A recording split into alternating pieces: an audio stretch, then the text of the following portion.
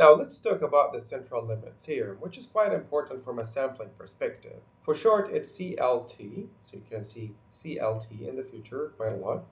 But you will receive a lot of questions that require understanding what the central limit theorem is. Very simply, we can say that the larger the sample, the more we can assume that the distribution representing the sample is normally distributed. Why is that important? Why is that a thing? Because if we don't know the distribution of the population when we take a sample, we don't know how to calculate, the probability of the population parameter, for instance. We don't know if we calculate, for instance, the mean or standard deviation in a certain way, following a certain distribution as we studied in chapter 6 and 5. It really makes or breaks deciding the distribution of a population or a sample. So to know the true population distribution is many times, most often I would say impossible. So central limit theorem makes it easier for you to say, well, let's just have a large sample, and from that large sample we can assume that the distribution of that sample is normally distributed, and because of that we can use the formulas of normal distribution. This is what makes normal distribution actually quite popular. So let's have this example where we have 4 people that can be 18 years old, 20 years old, 22, or 24 years old. So in this example, we're going to select a person randomly and see, well, what's the probability of that person being, for instance, 18 years old or 20 years old. Now, because we have only 4 outcomes, and each outcome in this case will have the same probability, because we don't have like 2 18s or 2 20s or more. We have equal number of 4 different values. So this makes this a uniform distribution. Each value here, 18, 20, 22, 24, has the same probability because the frequency is just 1 for each one of them. So there is no more tendency towards any of these values, right? So if we want to calculate mean and standard, so the mean here, given that this is a uniform distribution, the mean would be straightforward. Well, 18 plus 20 plus 22 plus 24 divided by 4, the number of outcomes, and that gave us 21. So the mean is 21. Now, the standard deviation is 2.2. That's for uniform distribution. So basically we got about 21 years old plus minus 2.2 years. Now let's say that we want to select a person twice. So another person, like we want to select a random person from these 4 twice. So we have a first observation. So the first observation would be any of these, 18, 20, 22, 24. And then there's another observation, a second observation, which could also be 18, 20, 22, 24. So in this first box right here, we have an outcome when we get 18, the first observation, and 18, the second observation, right? So 18 and then 18. You might select a person, but that basically means selecting the same person twice. Or selecting 2 people, where the first one is 18 years old and the second one is 20 years old, and so on. Okay? Now, if we want to take the average between these 2 samples, first and second observation, that would be 18 plus 18 divided by 2. That's the average. So the average of each, so instead of having 2 outcomes or 2 numbers here, I want to take the average of each box, each cell, so that I have only 1 number. That will make this table the lower one right there with orange headers or headings. So you can see here what used to be 1818 became 18. What used to be 2424 became 24. And then in between, we will instead select the average. So 18 plus 20, the average of that is 19, and so on. So we got the numbers in between. So now if we wanted to create a histogram, considering the frequency, how many 18 do we have here? We have 1 18. We have 124. But then how many 19 do we have? We have 2 19s. We have 2 23s. We have 3 22s. So we started to see more frequency of specific values. And that exact reason is that this is how this sampling makes this uniform distribution become more like a normal distribution, as you can see here. We started from one observation. Instead of having one observation, we took two observations, and we took the average of each set of observations. So first and second together divided by 2. And what we got eventually is frequencies of numbers. So 18 and 24, only 1. But then when we averaged the others, we got more similar outcomes. Now we could see we moved from uniform distribution towards a more bill-shaped curve, which is the normal distribution shape. And of course, if you want to take the mean and standard deviation given the two observations using this method, then we were going to get to similar numbers when it comes to the mean, but slightly different standard deviation, since now we have more variety of possible outcomes. And that's, my friends, is what we call the impact of central limit theorem. It's basically the conceptualization of what sampling does to a data set or a population data set. The population, we had 4 people.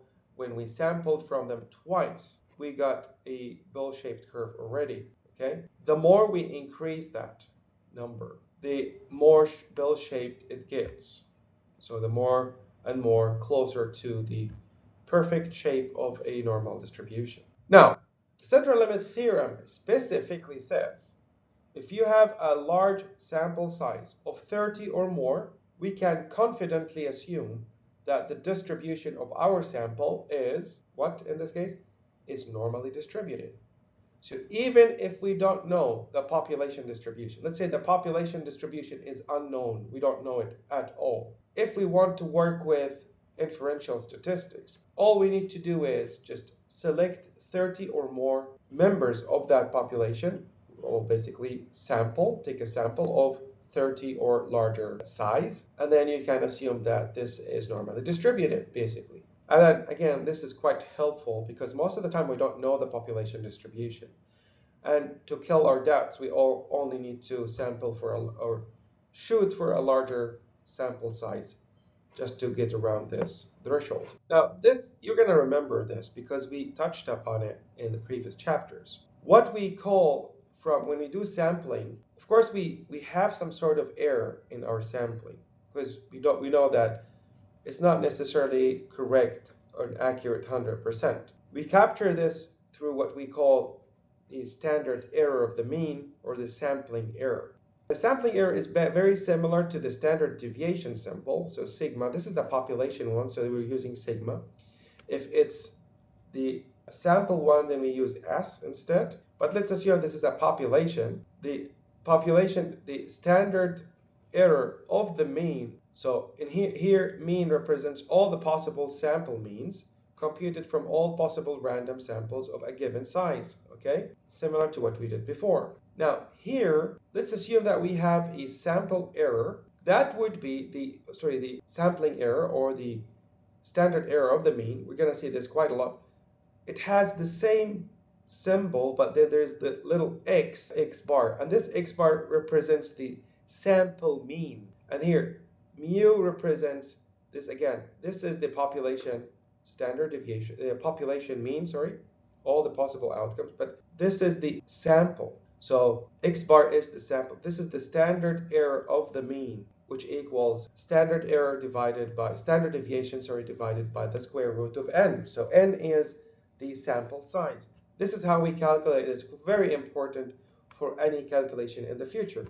We're going to calculate this over and over and over again as one step in several step processes. Okay, it's called standard error of the mean. Remember this really, really, really well. Now let's have this example. Suppose people drive an average of 12,000 miles per year. So people in general drive 12,000 miles per year with a standard deviation of 2.580 miles. So this is the average, but plus minus some thousand miles. So that would be about, I don't know, kilometers, probably 20 plus minus 5 or something in kilometers. But Let's continue to talk about it in miles, just to stick to the example. So we're saying here that people drive 12,000 miles by plus minus 2,580 miles, okay? That's the standard deviation. Question here is, what's the probability that a randomly selected driver will drive more than 12,500? If I ask this question without specifying the sample size, I can't. Because we said one condition for the central limit theorem to apply, it has to be with, well, 30 or more, sample size of 30 or more members. So if it says like one here, in this case, when you have a randomly selected driver, one, it doesn't specify the sample size. If it specifies a sample size less than 30, the answer is still the same. We cannot answer this because we can only answer it using the central limit theorem when we have 30 or more, okay? I might trick you with these kind of questions, so be alert of this. Now, if we change the wording of the question and make it like this, instead of saying a randomly selected driver without any specification, we can say, what is the probability that a randomly selected sample of drivers, like here, you have 36 drivers, will drive on average more than 12,500? In that case, yes, I can answer this because then I can assume that because I can plug in the central limit theorem and apply it and say, well, because of central limit theorem, I can use normal distribution to answer this question. So all I need here is just basically to calculate the probability using normal distribution. But instead of using the standard deviation, I'm going to need to calculate the standard error. And let me show you how. So since this is a larger sample than 30, we apply central limit theorem.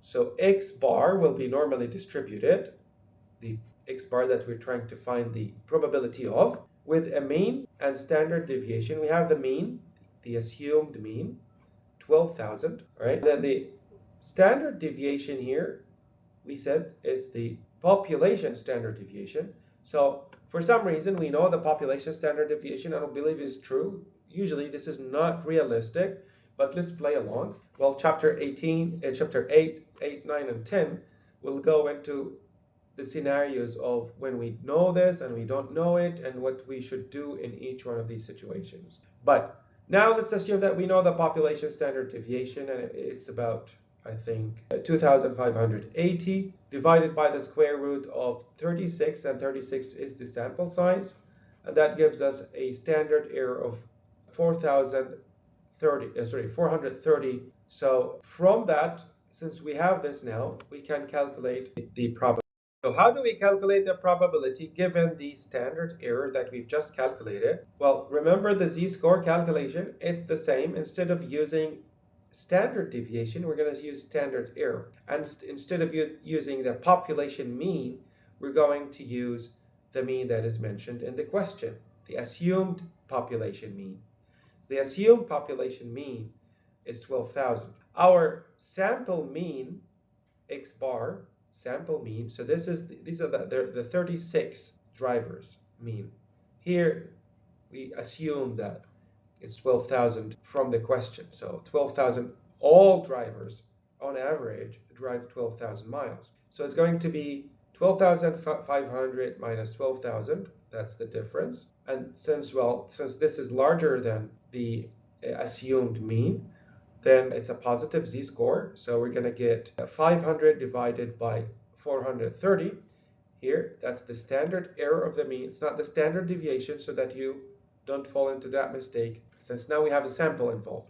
If you have a sample involved, we should calculate that using the sample error, not the standard deviation. We calculate the standard deviation from the sample error, and then we get 1.17, and from that we can get the probability. That's the way to calculate it, and we can use Excel to calculate it using a z-score. I'm going to show you now. So I'm back on the same sheet, just trying to select any empty cell here just to show you. If I know the z-score, usually I would use norm, and you see this inverse. Inverse will return the z-score giving a percentage. So if you have a probability, you can get the z-score of that. But then Here, norm S distribution. Here, you can plug in z-scores and you get the probability out of that. And that's what we want. So in our example, it was, let's say 1.1, for instance, and true, even though I think it wasn't that. But let's assume it's 1.1 as the z-score, and then it's true because this is continuous, and we get 86% of this. Well, the z-score here is not correct. We need to change that, but the formula is correct. So if you have the z-score, this is different from what we did before, because what we did before required the mean and the standard deviation, but this is a sampling situation. We don't have the mean and the standard deviation. Instead, we have an assumed mean and an assumed standard deviation that we use to calculate, well, given our sample statistics, we calculate the z-score from there, and we use that z-score to calculate the probability, all right? So once you do that kind of calculation, you get it. I mean, we calculated that it's 80 something percent. So if we want to be precise, we would have used 1.16 as a z-score, and you would have gotten the 0.8770. So that is the probability. That covers, well, it just covers all the probabilities up to all the outcomes up to that point of that z-score. Remember, what was in the middle here was 12,000 miles, the assumed mean.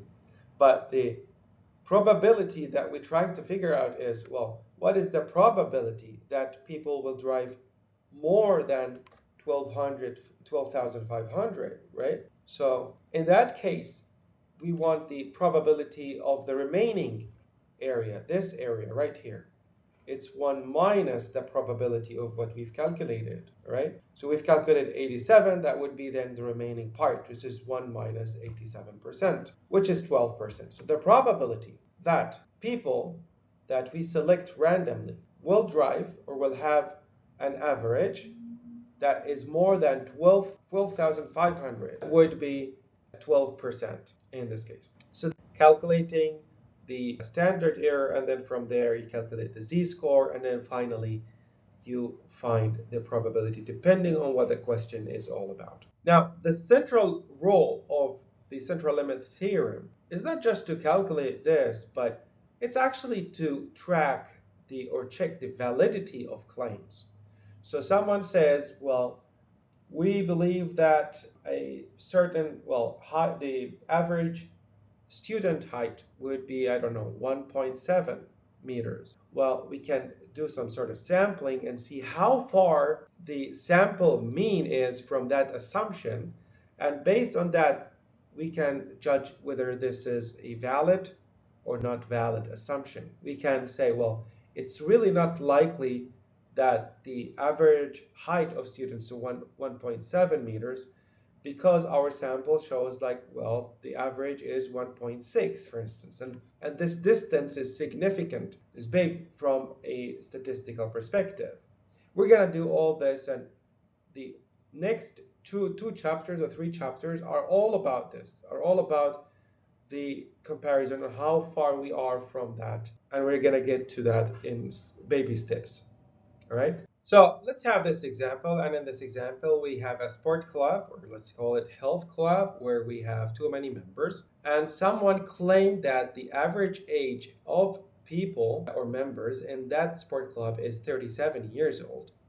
Well, you didn't believe that, just what you did, like as they said it, you wanted to see for yourself using statistics if this is something that you would believe, a number that you would believe. Now, the strange thing here is that the population standard deviation is true, which is 5 years. Usually this is not the case, but since we're starting this as an introductory example, let's play along a little bit and say that we know.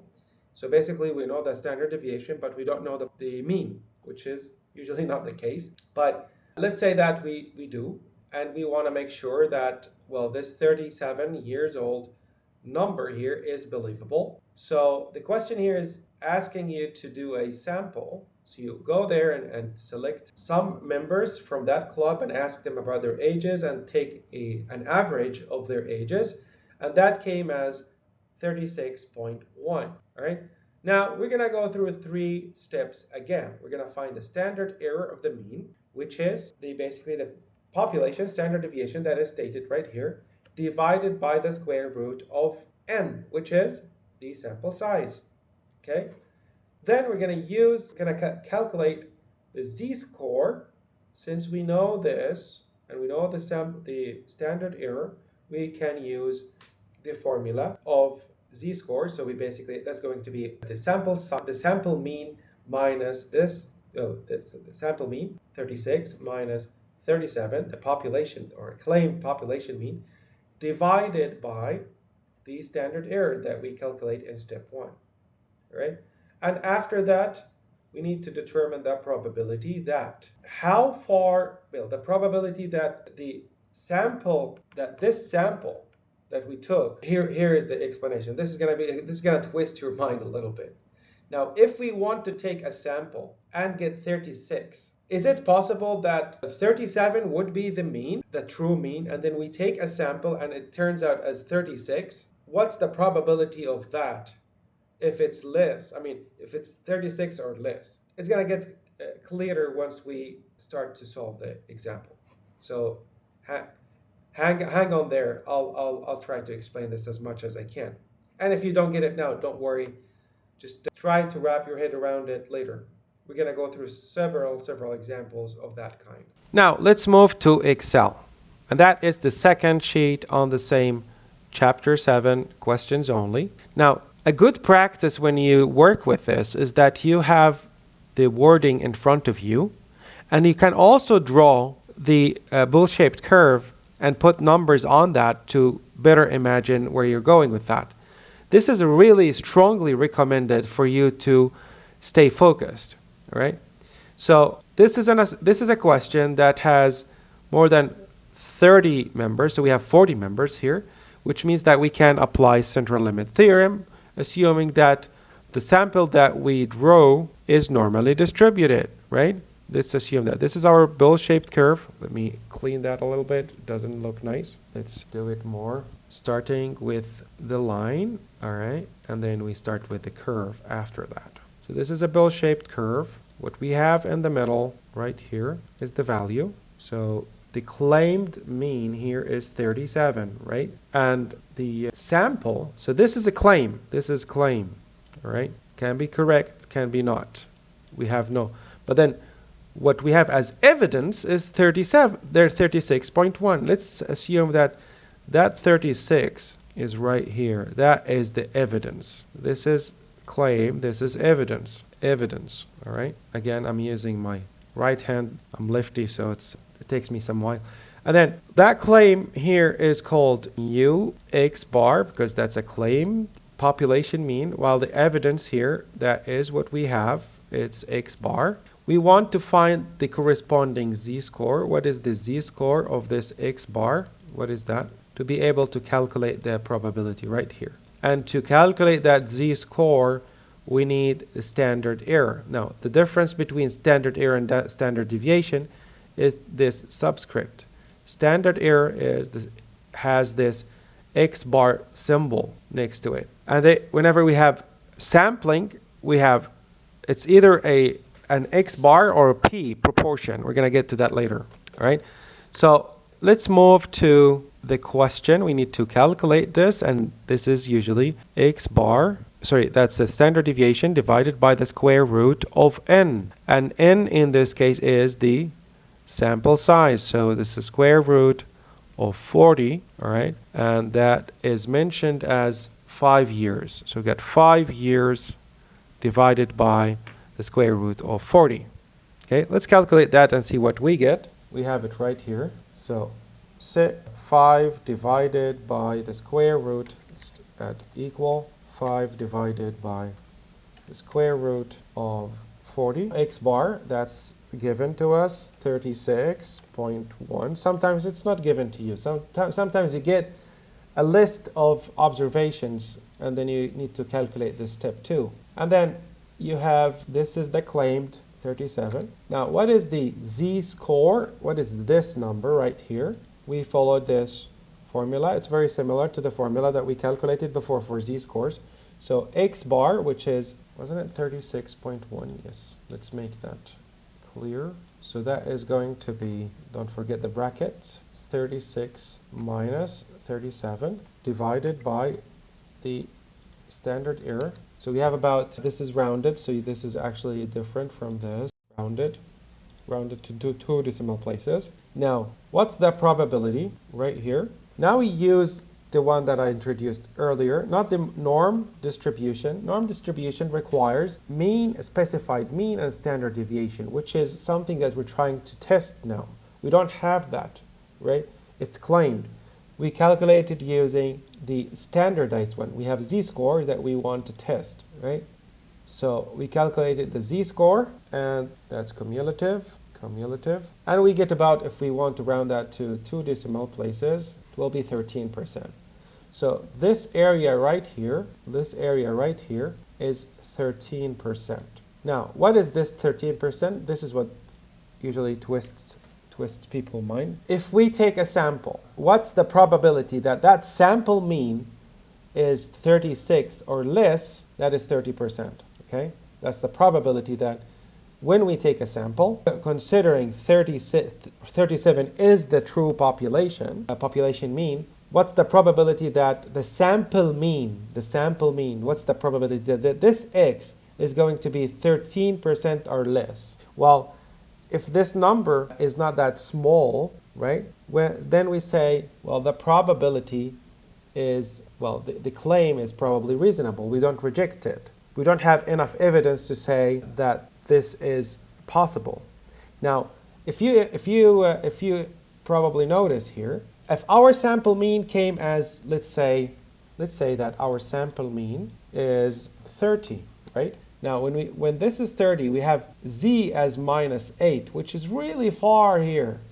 Okay, now, when we have this z-score plugged in here, we have the probability is 0. Let's say, so the probability that for a population that has 37 as a claimed mean, for a sample mean to be 30, it's that or less, that's 0%. And I guess this is not entirely 0, it will be like a number after so many zeros somewhere, right? Yeah, you see here? And that's because right now we are so there. Okay, if this is the case, then we have evidence to reject this claim and say there is no way this is the population mean. This is how we validate it.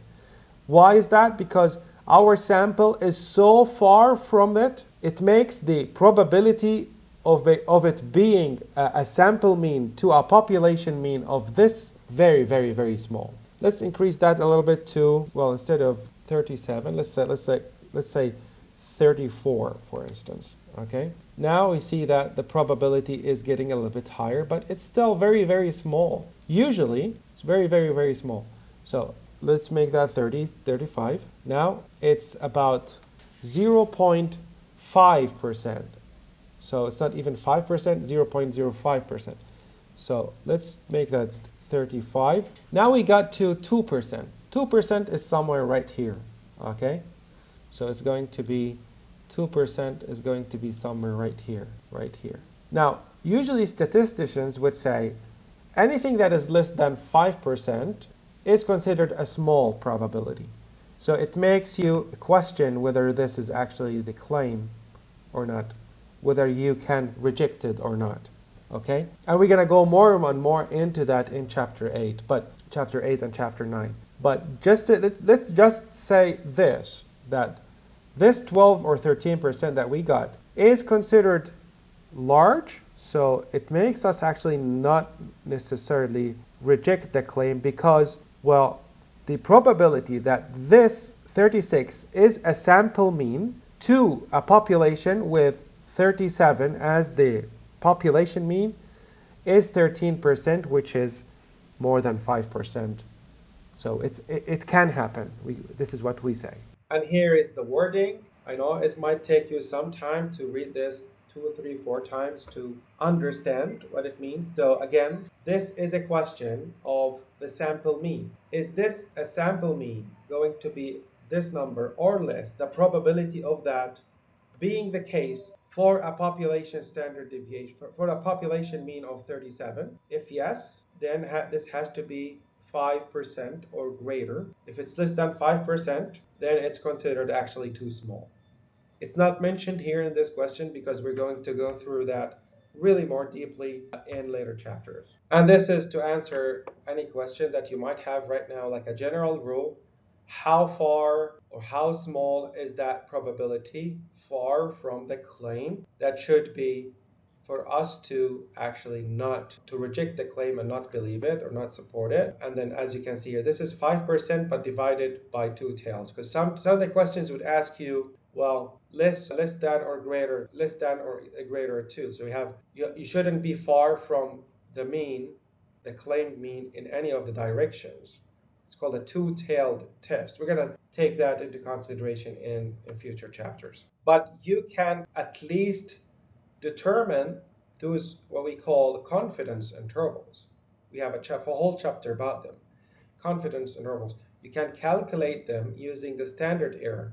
Get the z-score, so mu minus the z-score. Well, which z-score are we talking about? The z-score that is far from 2.5% away from the corresponding this point, which is minus 1.96 if you calculate it. And then it's basically mirrored here, symmetric.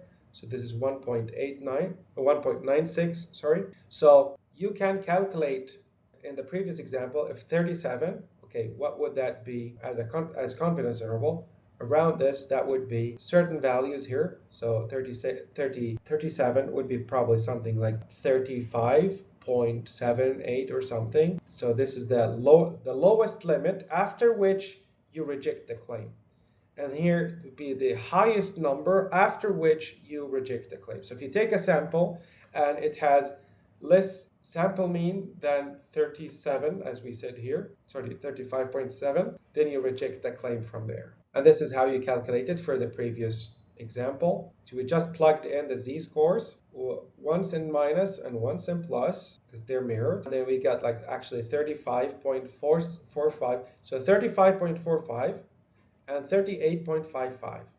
If you take a sample and from that health club, from that sport club, if you take a sample of 40, 30 or more, and you calculate the average age, if that average age comes as greater than this number or less than this round number, then we start to question that this is that 37 is a reasonable population mean. And that's because it's less likely, like it's going to be then less than 0.25, which is 2.5% likely that this smaller number, which is let's say 35 for instance, is a population, or sorry, it is a sample mean for a population of 37 population mean. Now to look at this more closely, we can see that since we have the sample size in the denominator, the higher the sample size gets, the larger the sample means, right? The narrower the error, the narrower the standard error, because this is going to make the denominator bigger, right? So the smaller the sample size, the wider the error, the wider the split, the spread of this normal distribution or bell-shaped curve, all right? So as the sample size n increases, the width of the interval from the lowest limit, the lowest possible limit, after which we reject the claim, to the highest one gets narrower and narrower and narrower. Okay? The sampling size or the sampling error decreases as well, right? Now, if n, the small n, equals the same, now let's assume this is an imaginary situation. When we sample, when we take the entire population as our sample, this is called census. It's the process of recording information from the entire population of interest.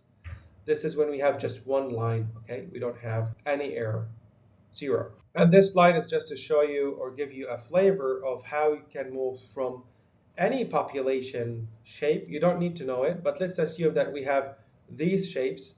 Now, if we just increase a sample, if we take sample size of 2, like we select 2 members or 2 data points from these data sets, we can see that well, the shape changed. Here it was U-shaped, but now we're starting to see another peak in the middle. Here, well, it got a little bit narrower. Here it was right skewed, but now we can see that it's getting a little bit towards the middle. Now, if we increase the sample size from 2 to 5, we can see the impact of the bell-shaped curve already in place. So we moved from U shape to this shape with only 5 sample size. Now, to be more and more confident, as you can see here on 30, you see that perfectly shaped bell curve here, and you can see that also in the other ones. So by sampling, you get rid of the necessity to calculate or assume or know the population distribution. Because all you need to do is just sample for 30 or more, and then you calculate, you make all the calculations based on normal distribution.